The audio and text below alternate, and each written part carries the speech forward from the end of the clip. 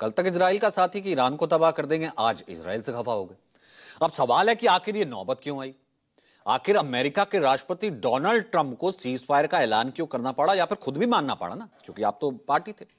जबकि ईरान और इजराइल के बीच अमेरिका खुद इस युद्ध का अहम प्लेयर था, हिस्सा था, जो कल तक ईरान को सबक सिखाने का दम भरता था। अब इसका जवाब यह है कि खुद पर बात आ गई। आप तो थे ना जंग का हिस्सा। दरअसल ईरान और इजराइल के बीच युद्ध के 10वें दिन 22 जून को, याद कीजिए क्या हुआ, अमेरिका खुद इस जंग में कूदा। उसने कहा था नहीं आऊंगा, लेकिन 2 दिन में फैसला बदल दिया, जंग में कूदा। यूएस ने ईरान के 3 न्यूक्लियर साइट्स पर एयर स्ट्राइक की। बैकडोर मैसेज भेजा, मीडिया में आया कि हमला तो सीमित है, बातचीत हो सकती है, मान जाओ, अपना ये कार्यक्रम बंद कर दो।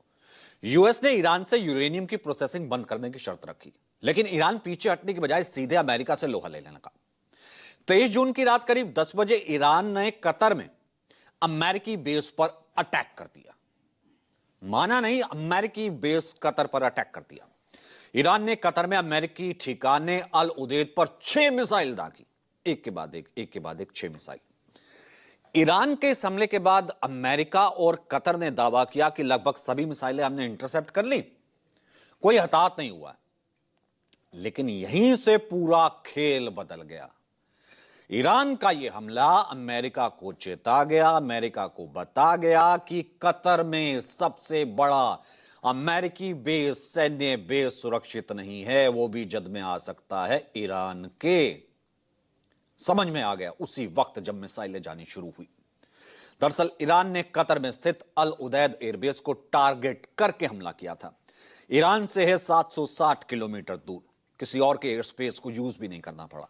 इस एयरबेस पर हमला मानो अमेरिका की ताकत को सीधे चुनौती देना था, सीधा उसके वॉरहेड को सीधा टारगेट करना था। ऐसा इसलिए क्योंकि मिडिल ईस्ट में अमेरिका का यह सबसे बड़ा सैन्य अड्डा है, सबसे बड़ा। कतर की राजधानी दोहा के पास अल उदैद एयरबेस मध्य पूर्व में अमेरिकी सेंट्रल कमांड के एयर ऑपरेशंस का मुख्यालय है। 1, 2, 10, 20, 50 हजार नहीं, 8,000 अमेरिकी सैनिक तैनात है वहां पर। 8,000 सैनिकों की फौज तैनात है कतर के उस बेस पर जहां पर हमला किया। यह बेस इराक में अमेरिकी सैन्य अभियान के लिए मुख्यालय है, लॉजिस्टिक है। खाड़ी क्षेत्र में जो कुछ भी होता है, एयर लैंडिंग स्ट्रिप, सब कुछ होता है, वो यहीं से होता है। ब्रिटिश सेना भी समय समय पर इस बेस का इस्तेमाल करती है। अल उदैद को अबू नकला एयरपोर्ट भी कहते हैं। साल 2000 में अमेरिका को इस बेस के इस्तेमाल की अनुमति मिली थी, तब से लेकर अब तक ये लगातार बढ़ता चला जा रहा है। साल 2001 में अमेरिका ने इसका संचालन पूरे तरीके से अपने हाथ में ले लिया। अमेरिका का दावा है कि यह एयरबेस अफगानिस्तान सीरिया युद्ध में उनके लिए अहम भूमिका इसने निभाई थी। अफगानिस्तान, सीरिया और इराक, आपको याद होगा जिस तरीके से अमेरिकी वहां पर हमले होते थे, जो कि अफगानिस्तान इराक से शुरू हुए थे, ये कतर से ही जाते थे। अमेरिका यहां बैठा था, इतना इंपॉर्टेंट है।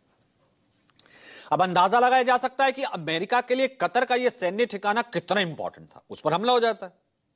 अब यही वजह माना जा रहा है कि ईरान ने जैसे ही अमेरिका के सैन्य अड्डे को अटैक किया, अमेरिकी राष्ट्रपति डोनाल्ड ट्रंप सीज फायर के रास्ते पर आ गए।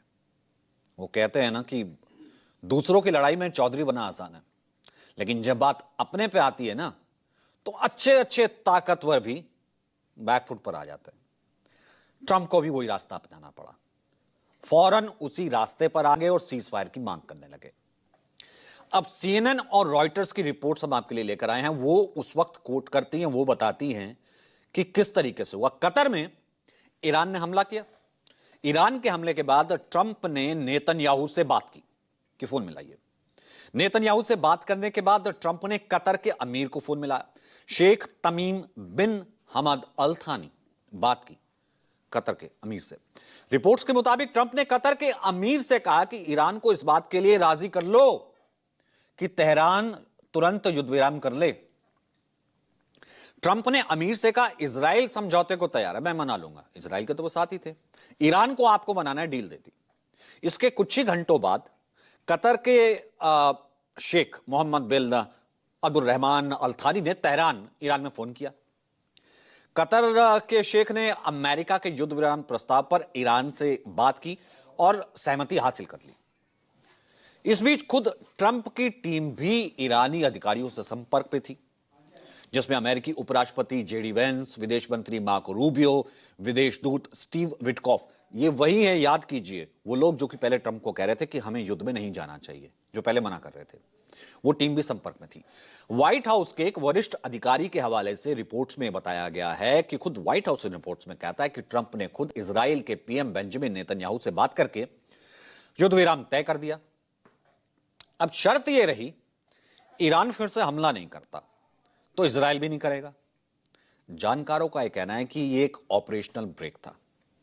दोनों देशों को अंतिम अपने सैन्य कार्यों को पूरा करने के लिए एक विंडो दिया गया, खिड़की दी गई, एक डील हुई, so called cease fire deal जैसे कह सकते हैं, ताकि सम्मानजनक तरीके से युद्ध विराम लागू हो सके। कैसे, ये देखिए, बहुत इंटरेस्टिंग है। तो इस बीच में जब फोन कॉल्स हो रहे थे, जो कुछ भी हुआ, कतर में अमेरिका के सैन्य ठिकानों पर हमला करने से कुछ घंटे पहले हुआ और उसके कुछ घंटे बाद सीज फायर अनाउंस हो गया। इससे यह